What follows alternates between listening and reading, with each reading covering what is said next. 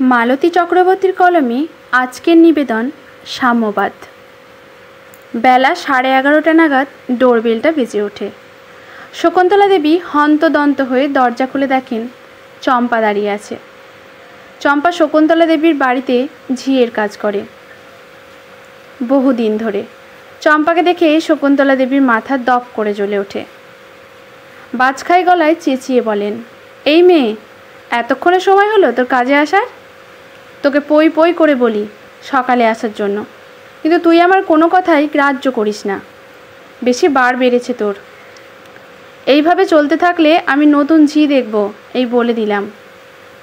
কথা কখানি শুনিয়ে রাগে গজগজ করতে করতে ঠাকুর ঘরের দিকে পা বাড়ান শকুন্তলা দেবী। চম্পা তখন রান্নাঘরে বাসন মাজা নিয়ে ব্যস্ত।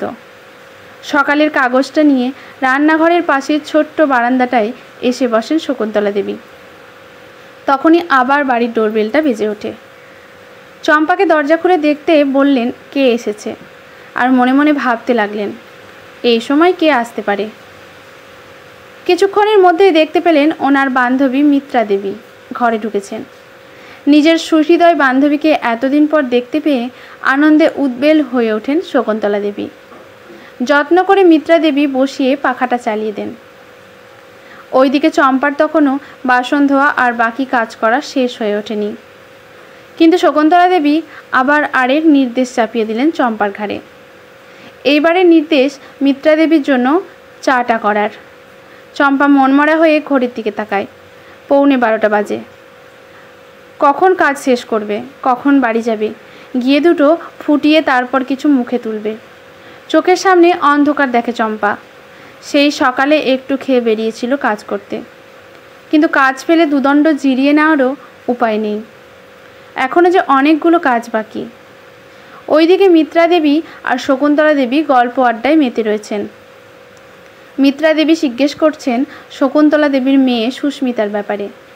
শকুন্তলা দেবী বলছেন, সুমি ভালো আছে রে মিত্রা, এখন তো আর ভরা মাছ চলছে। আমার জামাই বাবা একজন রান্নার আর একজন সর্বদা সুমিকে দেখার জন্য লোক রেখে দিয়েছে। ওকে আমি এখন শুধু ভালো ভালো জিনিস খেতে বলেছি। পোয়াতি মেয়ে সুমি, এই সময় ভালো খাওয়া দাওয়া করা আর রেস্টে থাকা খুব প্রয়োজন। দিনে 7 থেকে 8 বার তো কথা বলি সুমির সাথে।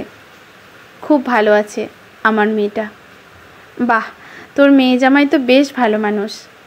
নিজের স্ত্রীর প্রতি সে যথেষ্ট যত্নশীল আর দায়িত্ববান। হ্যাঁ রে, সে আর বলতে। আমার বেয়াই বেয়ানো তো কত ভালো। আমার মেয়েটাকে কত আদরে যত্নে রেখেছে। কুটোটিও নাড়তে হয়নি তাকে বিয়ের পরে। আর এখন তো কাজকর্ম করার প্রশ্নেই নেই। চম্পা দূর থেকে তাদের খোঁজ গল্পগুলো শুনে আর এক চাপা নিঃশ্বাস ফেলে। চায়ের ট্রে নিয়ে তাদের সামনে এসে দাঁড়ায়। এই নে মিত্রা, চা এসে গেছে, নে চা ধর। মিত্রা দেবী এক চুমুক চা পান করে বলেন, বাহ, ভালো চা বানিয়েছে তোর ঝি। হ্যাঁ রে, চম্পা খুব ভালো চা বানায়।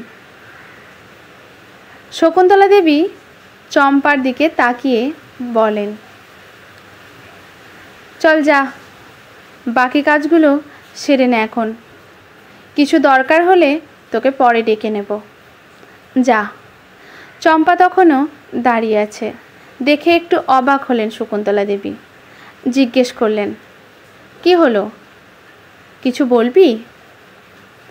আসলে মাসিমা কাল ছুটি চায়। খুব ভয়ে ভয়ে কথাটা বলল চম্পা। কেন রে, কি কাজ তোর? এত কিসের ছুটি চায়? একরকম চেঁচিয়ে ওঠেন শকুন্তলা দেবী চম্পার ওপর। মাসিমা, জানেন তো আমিও পোয়াতি, এত কাজ শরীরে দেয় না। একদিন দয়া করে ছুটি দিন, শুধু কালকের দিনটা। পরশুদিন আবার এসে সব কাজ করে দেব। মাসিমা, তবে রে, সেদিনকার মেয়ে আমায় শেখাতে এসেছিস? আমার পেটে যখন সুমি ছিল তখন আমি জয়েন্ট ফ্যামিলিতে থাকতাম। জয়েন্ট ফ্যামিলি বুঝিস? একসাথে 8-10 জনের পরিবার। আমি ছিলাম বাড়ির বড় বউ। সব কাজ একা হাতে করতাম, আর তুই আমায় পোয়াতি হয়ে কাজ কামাই করার আখ্যান শোনাচ্ছিস? যা, এখন কোনো ছুটি টুটি হবে না, যা গিয়ে কাজ কর। এই বলতে বলতে চায়ের কাপে চুমুক দেন শকুন্তলা দেবী। শকুন্তলা দেবীর বাড়ি থেকে বেরিয়ে ধীর পায়ে এগিয়ে যাচ্ছে চম্পা। যেতে যেতে দেখতে পেল পাড়ার মোড়ে শামিয়ানা টাঙিয়ে প্যান্ডেল বানানো হচ্ছে। কাছে গিয়ে দেখল বড় এক কাগজে লেখা, আগামী 8ই মার্চ আন্তর্জাতিক নারী দিবস উপলক্ষে সাংস্কৃতিক অনুষ্ঠান অনুষ্ঠিত হবে। এবারের বিষয় সাম্য সকলের জন্য। অনুষ্ঠানে সকলের সাদর আমন্ত্রণ। চম্পা নিজের অদৃষ্টের ওপরে একটু হেসে আবার পা বাড়ায়। মনে মনে ভাবে, এসব নারী দিবস অনুষ্ঠানের কি দরকার, যেখানে শকুন্তলা দেবীর মতো এক নারী আমাকে এরকম করে কথা শুনিয়ে অপমান করতে পারেন। আমাদের মতো গরিব খেটে খাওয়া মেয়ে লোকের কাছে নারী দিবস ব্যাপারটাই জটিল। কত শত ভাবনা ভাবতে ভাবতে মাথা নুইয়ে এগিয়ে যেতে থাকে চম্পা। আচ্ছা, আমরা নারীরাই যদি অপর নারীর সমব্যথায় ব্যথিত না হই, সমবেদনা না জানাই, তবে কি নারী পুরুষ, ধনী দরিদ্র নির্বিশেষে আমরা সবাই ইকুয়াল বা সমান? সমানাধিকার আছে কি আমাদের সমাজের সকল স্তরের মানুষের? সাম্য বা সকলের সম অধিকার তখনই প্রতিষ্ঠিত হতে পারে যখন আমরা পরের তরে নমনীয় হতে পারব, তাই নয় কি? আজকের গল্পটি এখানেই সমাপ্ত। ভালো লাগলে লেখকের প্রতি শ্রদ্ধা জানিয়ে একটি কমেন্ট করে যাবেন। লাইক শেয়ার করে পাশে থাকবেন এরকম আরও নতুন নতুন অনেক গল্প শোনার জন্য। ধন্যবাদ।